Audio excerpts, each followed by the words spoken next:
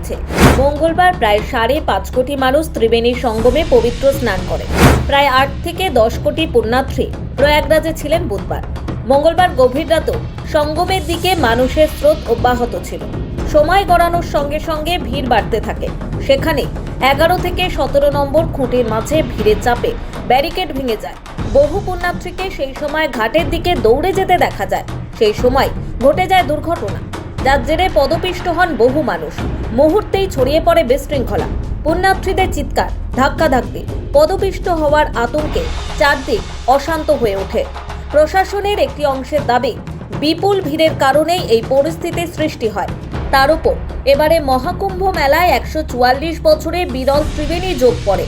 অমৃত স্নান করতে গভীর রাতে আচমকা হুড়োহুড়ি পড়ে যায়, ফলে পদপিষ্টের পরিস্থিতি তৈরি হয়। ঘটনায় স্বাভাবিকভাবেই আতঙ্ক চরম আকার নেয়। মৌনী অমাবস্যা উপলক্ষে দ্বিতীয় পুণ্য স্নানে অন্তত 5 কোটির বেশি মানুষ আসতে পারেন বলে মনে করেছিল উত্তরপ্রদেশ প্রশাসন। বিরাট সংখ্যার এই ভিড় নিয়ন্ত্রণে উত্তরপ্রদেশ প্রশাসনের ভূমিকা কি ছিল? দুর্ঘটনার পর তা নিয়ে প্রশ্ন উঠতে শুরু করে বিপুল ভিড় হবে জানা সত্ত্বেও কেন পর্যাপ্ত ব্যবস্থা করেনি যোগী সরকার? নিরাপত্তা ব্যবস্থা ভেঙে কিভাবে এত মানুষ ঘাটের সামনে জড়ো হলেন? প্রশ্নের মুখে পড়েন মুখ্যমন্ত্রী যোগী আদিত্যনাথ। কেন মেলা প্রাঙ্গণের নিরাপত্তার দায়িত্ব সেনার হাতে দেওয়া হলো না?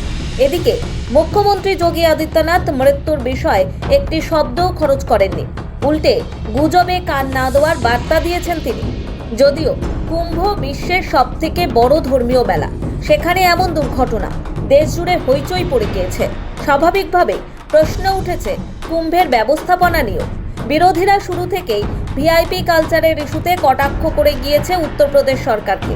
তাদের অভিযোগ, সাধারণ মানুষের নিরাপত্তা নিয়ে না ভেবে শুধু ভিআইপিদের নিয়ে ভেবেছে যোগী সরকার, তাতেই এত বড় দুর্ঘটনা। এই পরিস্থিতিতেই এবার টনক নড়ল যোগী আদিত্যনাথ সরকারের।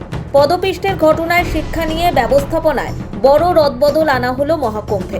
বুধবারে প্রয়াগরাজ, বারাণসী, অযোধ্যা সহ একাধিক জেলার পুলিশ আধিকারিকদের সঙ্গে ভিডিও কনফারেন্সে জরুরি বৈঠক করেন যোগী। সেখানে গোটা পরিস্থিতির বিষয়ে আলোচনার পর একগুচ্ছ নয়া নির্দেশিকা জারি করেন উত্তরপ্রদেশের মুখ্যমন্ত্রী। কি নিয়ম বদল হলো? গাড়ি চলাচলে নিষেধাজ্ঞা।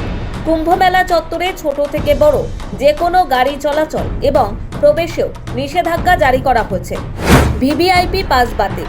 জরুরি পরিস্থিতি ছাড়া কোনো ব্যক্তি বা গাড়িকে ভিভিআইপি পাস দেখালেও ঢুকতে দেওয়া হবে না মেলা চত্বরে। One way route. ভক্তদের সুবিধার্থে ওয়ান ওয়ে ট্রাফিক সিস্টেম ব্যবস্থা শুরু করা হয়েছে। জেলা সীমানায় গাড়ি ঢোকা বন্ধ।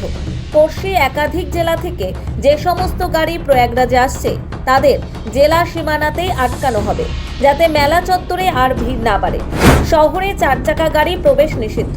আগামী 4 ফেব্রুয়ারি পর্যন্ত প্রয়াগরাজে 4 চাকা গাড়ি ঢোকাতে নিষেধাজ্ঞা জারি করা হয়েছে। পদপিষ্টের ঘটনা নিয়ে অবশ্য উত্তরপ্রদেশ পুলিশের ব্যাখ্যা, ডুব দেওয়ার জন্য অপেক্ষারত ভক্তদের উপর শয়ে শয়ে মানুষ পড়ে যায়, তার ফলেই দুর্ঘটনা। যারা কোনো রকমে বেঁচে গিয়েছেন তাদের অনেকেই বলছে, ভিড় বাড়ছিল দেখে যদি সময়ে ব্যারিকেড খুলে দেওয়া হতো তাহলে এত চাপ পড়তো না, কিন্তু সেটা করা হয়নি। ব্যারিকেড ভেঙে পড়তেই মানুষ এদিক ওদিক দৌড়তে শুরু করেন, ফলে যা হওয়ার তাই হয়েছে। ব্যুরো রিপোর্ট, সময়, কলকাতা।